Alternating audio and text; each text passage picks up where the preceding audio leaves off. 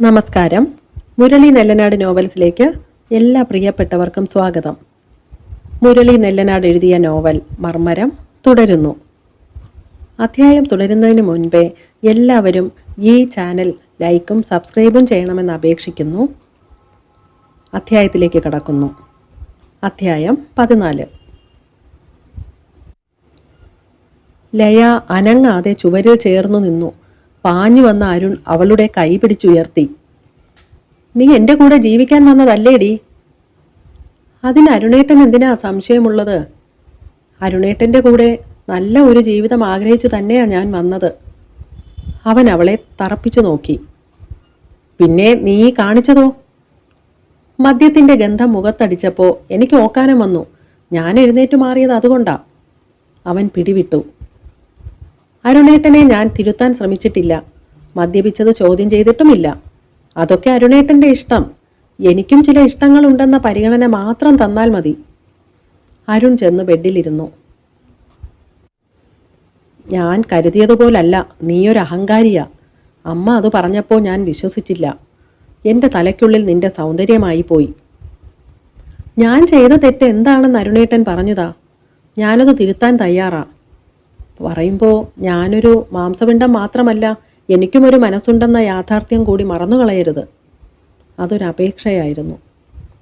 അവൻ അല്പനേരം അങ്ങനെ ഇരുന്നു. പിന്നെ ബെഡിനു കുറുകെ മലർന്നു കിടന്നു. അല്പനേരം കഴിഞ്ഞ് ലയ അടുത്തു വരുമ്പോൾ അരുൺ ഉറങ്ങിപ്പോയിരുന്നു. അത്രമാത്രം അവൻ കുടിച്ചിരുന്നു. ഏറെ നേരം ബെഡിൻ്റെ കാൽക്കൽ അവളിരുന്നു. അവൾക്ക് കരച്ചിൽ വന്നില്ല. എത്ര പെട്ടെന്നാണ് തൻ്റെ ജീവിതം താളം തെറ്റിയത്! ഇതിനെല്ലാം കാരണക്കാരൻ ഭവാനിയാണ്. അവനോട് തോന്നിയ ഒരു ഇഷ്ടം തന്നെ കൊണ്ടെത്തിച്ചത് പൊരുത്തപ്പെടാൻ കഴിയാത്ത മറ്റൊരാളിൻ്റെ കാൽച്ചുവട്ടിലും. ആദ്യ രാത്രിയിൽ മദ്യപിച്ച് ബെഡ്റൂമിലേക്ക് കയറി വന്ന ഭർത്താവ്. സ്നേഹപൂർണമായ ഒരു വാക്കിനും തലോടലിനും പകരമുണ്ടായത് തൻ്റെ ശരീരം കീഴടക്കാനുള്ള വ്യഗ്രതയായിരുന്നു. അയാൾക്കു താൻ ഭാര്യയായിരുന്നില്ല, മറിച്ച് സ്ത്രീ ശരീരമായിരുന്നു. തെറ്റുപറ്റിപ്പോയെന്നൊരു തോന്നൽ വീട്ടുകാർക്കുണ്ടെന്ന് മനസ്സിലായിട്ടുണ്ട്. കണ്ണുകൾ അടഞ്ഞുപോയപ്പോൾ ബെഡിൻ്റെ കാൽക്കൽ അവളും ചുരുണ്ടുകിടന്നു. തൻ്റെ വീട്ടിലെ സ്വന്തം മുറി അവൾ ഓർത്തു. അത് തനിക്ക് അന്യമായിരിക്കുന്നു. എൻ്റെ വീടെന്നും എൻ്റെ മുറിയെന്നും പറയുന്നവൾ ഏത് നിമിഷവും കുടിയിറക്കപ്പെടുകയാണ്. രാവിലെ ലയ ഉണരുമ്പോഴും അരുൺ ഉറക്കത്തിലായിരുന്നു. അവൾ ഡ്രസ്സുമെടുത്ത് ബാത്റൂമിൽ കയറി. കുളി കഴിഞ്ഞിറങ്ങിയപ്പോൾ അരുണിനെ മുറിയിൽ കണ്ടില്ല. അവൾ സ്റ്റെയർകേസ് ഇറങ്ങി താഴെ വന്നപ്പോൾ സെറ്റിയിലിരുന്ന് ചായ കുടിക്കുകയാണവൻ. അവളെ ഒന്ന് നോക്കിയെങ്കിലും ഒന്നും മിണ്ടിയില്ല. ലയ കിച്ചണിൽ ചെന്നപ്പോൾ 45-നടുത്ത് പ്രായമുള്ള ഒരു സ്ത്രീ തിരക്കിട്ട് ജോലി ചെയ്യുന്നത് കണ്ടു. അവിടുത്തെ ജോലിക്കാരിയാണെന്ന് ലയയ്ക്ക് മനസ്സിലായി. ചിരിയോടെ ആ സ്ത്രീ അവൾക്കൊരു കപ്പ് ചായ കൊടുത്തു. "എന്താ ചേച്ചിയുടെ പേര്?" ചായ വാങ്ങിയിട്ട് ലയ ചോദിച്ചു. "തങ്കമണിയെന്നാ. ഇന്നലെ തിരക്കിൽ പരിചയപ്പെടാൻ പറ്റിയില്ല." ഭംഗിയായി അവർ ചിരിച്ചു. "ആരും എഴുന്നേറ്റില്ലേ ചേച്ചി?" "പ്രമീള കൊച്ചു ചായയും കൊണ്ട് പോയിട്ടേയുള്ളൂ. അമ്മ പൂജാമുറിയിൽ നിന്ന് ഇറങ്ങാൻ 8 മണിയാവും." "എവിടെയാ തങ്കമണി ചേച്ചിയുടെ വീട്?" "പൈപ്പിൻ മൂട്." ഒഴിഞ്ഞ കപ്പുമായി പ്രമീള വന്നു. ലയയെ കണ്ടപ്പോൾ മുഖത്തൊരു കള്ളച്ചിരി ഉണ്ടായി. "അരുൺ എഴുന്നേറ്റ് താഴെ പോന്നു. നീ ഉറങ്ങുന്നെന്നാ പറഞ്ഞത്. ഇന്നലെ ഉറങ്ങാൻ ഒരുപാട് ലേറ്റായി കാണുമെന്നറിയാം. മുഖത്ത് നല്ല ഉറക്കച്ചടവുണ്ട്."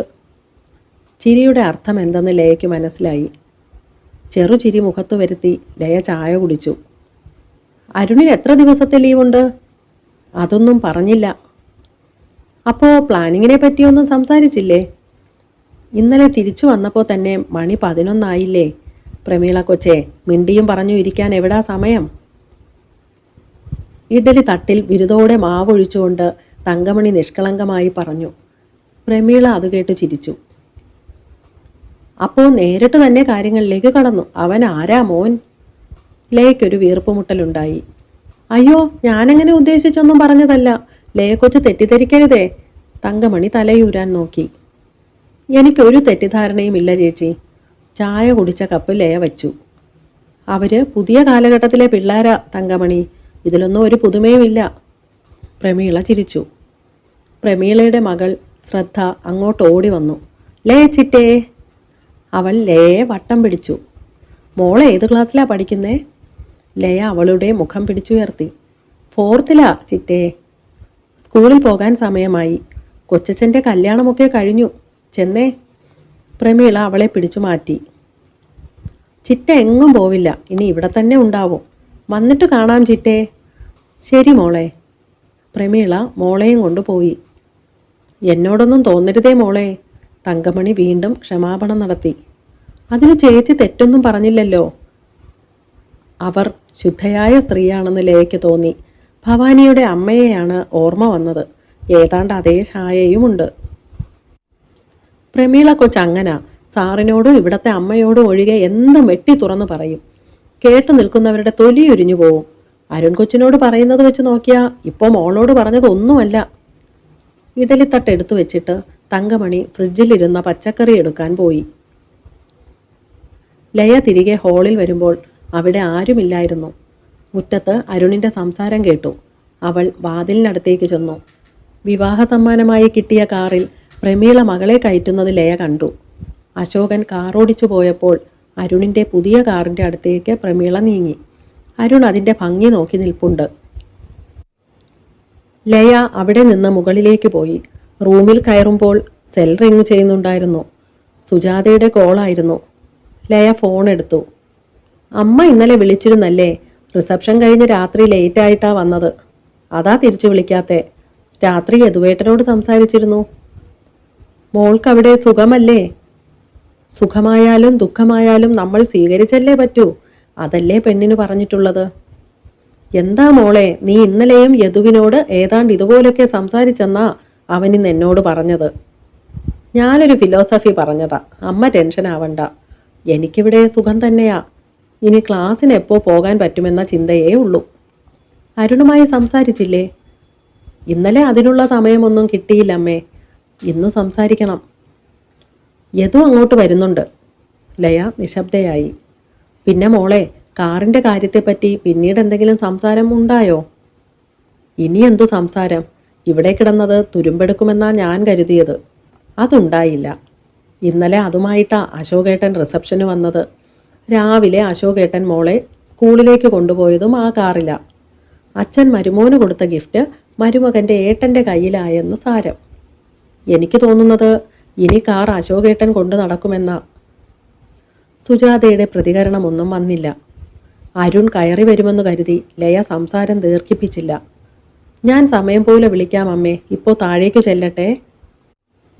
ശരി മോളെ, എല്ലാവരോടും നല്ല അടുപ്പമുണ്ടാകണേ. ലയ കോൾ കട്ട് ചെയ്തു. അവളുടെ കണക്കുകൂട്ടൽ തെറ്റിയില്ല. വാതിൽ തുറന്ന അരുൺ അകത്തേക്ക് വന്നു. അവളെ ഗൗനിക്കാതെ അവൻ ചെന്ന് അലമാര തുറന്നു. താഴ്ന്നു കൊടുക്കേണ്ടത് താനാണെന്ന് അവൾക്കറിയാമായിരുന്നു. നഷ്ടങ്ങൾ സ്ത്രീക്ക് മാത്രമല്ലേ.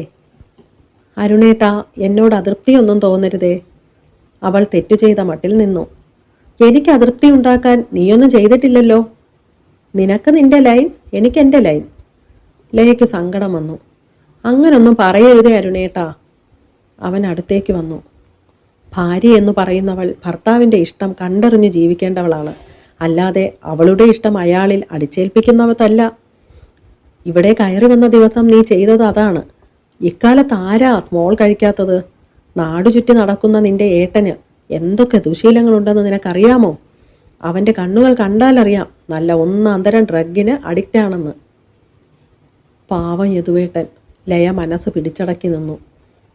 മലാന വില്ലേജിലൊക്കെ അവൻ കറങ്ങി നടക്കുന്ന കുറേ വീഡിയോസ് ഞാനും കണ്ടതാ. കാഴ്ചകൾ കാണാനല്ല അവൻ ഉത്തരേന്ത്യയിൽ കയറി നടക്കുന്നതെന്ന് ആർക്കാ അറിയാത്തത്? എന്തായാലും ഞാൻ അത്രയ്ക്കൊന്നും ചെയ്തിട്ടില്ല. എല്ലാവരേക്കാളും യോഗ്യനാ ഞാൻ. നല്ലൊരു സർക്കാർ ജോലിയുമുണ്ട്. അതിൽ കൂടുതൽ എന്തു വേണമെടി? അവൾ ശബ്ദിച്ചില്ല. നിന്റെ അഹന്തയുടെ പത്തി മടക്കാതെ എൻ്റെ കൂടെ ജീവിക്കാമെന്ന് നീ കരുതണ്ട. ഞാൻ ആണാണെടി, നീ പെണ്ണും. നീ എൻ്റെ കാല് പിടിച്ച് മാപ്പ് പറയണം. അത്രയും കൊടിയ തെറ്റാ എന്നോട് നീ ചെയ്തത്. അരുൺ ബാത്റൂമിൽ ചെന്ന് കയറി വാതിലടച്ചു. നിശ്ചലയായി ലയ നിന്നു. വേണമെങ്കിൽ ഈ നിമിഷം ഇറങ്ങിപ്പോകാം. പക്ഷേ തനിക്കതിന് കഴിയുമോ? ആദ്യ രാത്രിയിൽ ഭർത്താവ് ഫ്രണ്ട്സിനൊപ്പം അല്പം മദ്യപിച്ച് റൂമിൽ വന്നു എന്ന കാരണമായിരിക്കണം മറ്റുള്ളവരോട് പറയേണ്ടി വരിക. അവർ അതിനെ ബിയറായി ചിത്രീകരിക്കും. സെല്ലുമായി ലയ പുറത്തിറങ്ങി. ബാൽക്കണിയിൽ ചെന്നിട്ട് അവൾ യദുവിനെ വിളിച്ചു. കുഞ്ഞാറ്റേ. യദുവിൻ്റെ സ്വരം വന്നു. യദുവേട്ടൻ ഇങ്ങോട്ട് വരുന്ന കാര്യം അമ്മ വിളിച്ചപ്പോൾ പറഞ്ഞു. അതേ മോളെ, എൻ്റെ കൂടെ സിതാരയും വരുന്നുണ്ടെന്ന് അവളിപ്പോൾ വിളിച്ചറിയിച്ചതേയുള്ളൂ. 10:30 മണിയോടെ ഞങ്ങളെത്താം. അയ്യോ, ഞാനും അരുണേട്ടനും ഇവിടെ ഉണ്ടാവില്ല. യദുവേട്ടാ, ഇപ്പോഴാ അരുണേട്ടൻ പറഞ്ഞത് കൊല്ലത്തുള്ള ഒരു ഫ്രണ്ടിൻ്റെ കല്യാണത്തിന് പോകുന്ന കാര്യം. 1/2 മണിക്കൂറിനുള്ളിൽ ഞങ്ങൾ ഇറങ്ങും. അരുണേട്ടൻ്റെ ഇൻറ്റിമേറ്റ് ഫ്രണ്ടിൻ്റെ കല്യാണമാ. അവൾ കള്ളം പറഞ്ഞു. പിന്നെന്തു ചെയ്യും? എന്നാൽ ഞങ്ങൾ ഈവനിങ് വരാം. അപ്പോഴും ഞങ്ങൾ തിരിച്ചെത്തില്ല. അവരുടെ റിസപ്ഷനും പങ്കെടുക്കാതെ വരാൻ പറ്റില്ല. തിരിച്ചെത്തുമ്പോൾ രാത്രിയാവുമെന്ന് അരുണേട്ടൻ അമ്മയോട് പറയണ കേട്ടു. കുറച്ചു രാവിലെ വരേണ്ടതായിരുന്നു. നിരാശ നിറഞ്ഞ അവൻ്റെ സ്വരം അവൾ കേട്ടു. നാളെ ഞങ്ങൾ അങ്ങോട്ട് വരികയല്ലേ? യദുവേട്ടൻ ക്ഷമിക്ക്. എന്നാൽ ഞാൻ വയ്ക്കട്ടെ. ഡ്രസ്സ് ചെയ്യണം. അരുണേട്ടൻ റെഡിയായി കഴിഞ്ഞു. എന്നാൽ ശരി മോളെ. ലയ കാതിൽ നിന്ന് ഫോൺ എടുത്തു. ഈ അവസ്ഥയിൽ യദുവേട്ടൻ വന്നാൽ അരുണേട്ടൻ പരിഹസിക്കുമെന്നുറപ്പാണ്. എന്തിനാണ് പാവം യദുവേട്ടനെ അപമാനിച്ചു വിടുന്നത്? തന്നെ തേടി ആരും വരണ്ട. കൊടുക്കാനുള്ളതെല്ലാം കൊടുത്ത് കയർമാറിയ വളർത്തുമൃഗമല്ലേ. ജീവിച്ചിരിപ്പുണ്ടോ, അറവിന് കൊടുത്തോ എന്ന് വീട്ടുകാർ എന്തിനു ചിന്തിക്കണം? ഓഫീസിൽ പോകാൻ തയ്യാറായി മധുചന്ദ്രൻ ഹാളിലേക്ക് വന്നു. സുജാത ഹാളിലുണ്ടായിരുന്നു. ലീവ് ഇന്നലെ കൊണ്ട് തീർന്നതാണ്. ഇന്ന് പോയിട്ട് വേണം നാളെ ഒരു ദിവസം കൂടി ലീവ് എടുക്കാൻ. നാളെയാണ് അവർ വരുന്നത്. യദു അങ്ങോട്ട് പോവില്ലേ? അവർ മൂളുക മാത്രം ചെയ്തു. യദു താഴേക്ക് വന്നു. നാളെ അവർ എത്ര പേർ വരുമെന്ന് നീ മഹേന്ദ്രനോട് അകലെ കൂട്ടി ചോദിച്ചറിയണം. കാറ്ററിംഗുകാരെ അറിയിക്കാനാണ്. മധുചന്ദ്രൻ അവരോട് പറഞ്ഞു. അവൾ എന്നെ വിളിച്ചിരുന്നു. ലയ പറഞ്ഞ വിവരങ്ങൾ അവൻ അറിയിച്ചു. എന്നിട്ട് അവൾ എന്നോട് പറഞ്ഞില്ലല്ലോ. സുജാത അമ്പരന്നു. അമ്മ വിളിച്ചിട്ടാണത്രേ അരുൺ അവളോട് പറഞ്ഞതെന്ന്. സുജാത ഉടൻ ലയയുടെ ഫോണിലേക്ക് വിളിച്ചു. ഫോൺ സ്വിച്ച് ഓഫ് ആയിരുന്നു. അവർ പുറപ്പെട്ടു കാണും. ഞാൻ സിതാരയെ വിളിച്ചു കാര്യം പറഞ്ഞു. അവളെ കാണാനല്ലേ പോകുന്നത്? യദു മധുചന്ദ്രനെ നോക്കി. അവർ എത്ര പേർ വരുന്നുണ്ടെന്ന് അച്ഛൻ വിളിച്ചു ചോദിക്കരുത്. നമ്മൾ ആളെടുപ്പ് നടത്തുകയാണെന്ന് കരുതും. നമ്മൾ 40-നടുത്ത് പേര് പോയതല്ലേ. അത്രയും കൂട്ടിയാൽ മതി. ഇപ്പോൾ തന്നെ നമ്മോട് അവർക്ക് ചെറിയൊരു നീരസവുമുണ്ട്. അത് ശരിയാണെന്ന് മധുചന്ദ്രനും തോന്നി. എന്തായാലും 100 പേർക്കുള്ള ഫുഡ് പറയാം. നമ്മുടെ ഭാഗത്തും 50 പേർ ഉണ്ടാവും. സുജാതയുടെ ഓഫീസിലുള്ളവരെയും വിളിച്ചേക്ക്. അവർ പോകാൻ തുടങ്ങിയപ്പോൾ വലിയൊരു കണ്ടെത്തൽ നടത്തിയതുപോലെ യദു മുന്നിൽ കയറി. നിൽക്ക്. ഞാൻ ഏതോ പെണ്ണിനെ പ്രേമിക്കുന്നെന്ന് പറഞ്ഞല്ലേ എന്നെ എല്ലാവരും ചേർന്ന് തോണ്ടിയത്. കുഞ്ഞാറ്റയ്ക്ക് വളയും സമ്മാനിച്ച് ഓഡിറ്റോറിയത്തിൽ വന്ന് ഷോ കാണിച്ച അമ്മയും മോളും ആരാന്ന് ഞാൻ തിരിച്ചറിഞ്ഞു. യദു ചിരിച്ചു. മധുചന്ദ്രൻ്റെ ഉള്ളു കിടുകിടുത്തു. ആരാ? ജിജ്ഞാസയോടെ സുജാത അവനെ നോക്കി. ഞാൻ പറഞ്ഞപ്പോൾ നിങ്ങളാരും വിശ്വസിച്ചില്ല. അതെൻ്റെ ഒരു സബ്സ്ക്രൈബർ മാത്രമാ. അതെൻ്റെ ഒരു സബ്സ്ക്രൈബർ കുട്ടിയാ. സോന എന്ന അവളുടെ പേര്. സ്ഥലം അറിയില്ല. അവളും അമ്മയുമാ വന്നത്. നേരിട്ട് ഞാൻ ക്ഷണിച്ചതൊന്നുമല്ല. വീഡിയോയിൽ ഒരു മര്യാദയ്ക്ക് വെറുതെ മുഴുവൻ പേരെയും ക്ഷണിച്ചതാ. അത് കണ്ട് അവൾ വന്നതാ. നീ എങ്ങനെ അറിഞ്ഞു? സുജാത ചോദിച്ചു. അവൾ എനിക്ക് മെസ്സേജ് അയച്ചു. എൻ്റെ കട്ട ഫാനാ അവൾ. പിന്നെന്താ നിന്നെ കാണാതെ കടന്നു കളഞ്ഞത്? സുജാത വിട്ടില്ല. എന്നെ അവൾ പലവട്ടം വിളിച്ചതാ. തിരക്കിനിടയിൽ ഞാനെങ്ങനെ അറിയാനാ? ഫോൺ സൈലൻ്റ് ആക്കി വെച്ചിരുന്നു. അടുത്തു വരാൻ അവൾക്ക് കഴിഞ്ഞതുമില്ല. മാത്രമല്ല അന്ന് അവൾക്ക് ഒരു എക്സാം ഉണ്ടായിരുന്നു. അതാ പെട്ടെന്ന് പോയത്. വിരൽ കൊണ്ട് നെറ്റിയിൽ പൊടിഞ്ഞ വിയർപ്പ് മധുചന്ദ്രൻ തുടച്ചു. എനിക്കിതൊന്നും വിശ്വസിക്കാൻ പറ്റുന്നില്ല. 1.5 പവൻ്റെ വില എത്രയാ? അടുത്ത ബന്ധുക്കൾ പോലും അത്രയും വിലയുള്ള ഒന്നും തന്നില്ല. പിന്നെയാ ഊരും പേരും അറിയാത്ത ഒരു പെണ്ണ്. അതിനവളുടെ അമ്മയും കൂട്ടു നിൽക്കുമോ? യദു അഭിമാനത്തോടെ ചിരിച്ചു. അതാണമ്മേ എൻ്റെ ഫാൻസിന് മുന്നിൽ എനിക്കുള്ള വില. ജീവൻ തരാനും തയ്യാറുള്ള ചങ്സ അവർ. താൻ ഇറങ്ങാൻ നോക്ക്. ഇവൻ്റെ ഗീർവാണവും കേട്ടു നിന്നാൽ സമയം തെറ്റും. മധുചന്ദ്രൻ തിടുക്കം കാണിച്ചു. അവളുടെ അമ്മ കാണിച്ച സ്വാതന്ത്ര്യം നിന്റെ ഈ പറച്ചിലിൽ തീരുന്നതല്ല മോനെ. വരദ എന്ന അവളുടെ അമ്മയുടെ പേര്. അവൾ എൻ്റെ പേര് എങ്ങനെ മനസ്സിലാക്കി? ചാറ്റ് ചെയ്തപ്പോൾ ഞാൻ പറഞ്ഞു കാണുമോ എന്നറിയില്ല. അമ്മ ഓഫീസിൽ പോയിട്ട് വാ. അവൾ അയച്ച മെസ്സേജുകൾ മുഴുവനും ഞാൻ കാണിച്ചു തരാം. അവൾക്ക് ഞാൻ സ്വന്തം ഏട്ടനെ പോലാ. മധുചന്ദ്രൻ പുറത്തേക്ക് നടന്നു. അവനെ ഒന്ന് നോക്കിയിട്ട് സുജാത കൂടെ ചെന്നു. കാറിലിരിക്കുമ്പോൾ സുജാത പറഞ്ഞു, അവൻ എന്തിനാ ഉരുണ്ടു കളിക്കുന്നതെന്ന് എനിക്കറിയില്ല. അവന് ആ പെണ്ണിനെ ഇഷ്ടമാണെങ്കിൽ നമ്മുടെ മുന്നിൽ എന്തിനൊളിപ്പിച്ചു വയ്ക്കണം? പറയുന്നത് ഏട്ടനാണെന്നും. താനത് വിട്ടില്ലേ? അയാൾ അലക്ഷ്യമായി ചോദിച്ചു. എല്ലാവർക്കും അവരവരുടേതായ കള്ളക്കളികളുണ്ട്. എന്നെ മാത്രം മറച്ചു വയ്ക്കുന്നു. ഞാനൊരു മണ്ടിയല്ല. മധുചന്ദ്രൻ്റെ നെഞ്ചിൽ അത് തറച്ചു. സുജാത തുടർന്നു. മോളുടെ കാര്യം തന്നെ നോക്ക്. ഒടുവിൽ ഉള്ളിൽ നിന്ന് പുറത്തു വന്നത് ഒരു ഓട്ടോക്കാരനുമായുള്ള പ്രണയം. മധുചന്ദ്രൻ പിന്നീട് ശബ്ദിക്കാനേ പോയില്ല. ഓഫീസിന് മുന്നിൽ അവളെ വിട്ടിട്ട് മധുചന്ദ്രൻ പോയി. അടുത്ത ലക്കത്തിൽ കഥ തുടർന്ന് കേൾക്കാം. നിങ്ങളുടെ അഭിപ്രായങ്ങളും നിർദ്ദേശങ്ങളും കമൻസിലൂടെ ഞങ്ങളെ അറിയിക്കണമെന്ന് അപേക്ഷിക്കുന്നു. മുരളി നെല്ലനാട് നോവൽസിന് വേണ്ടി പ്രവീണ.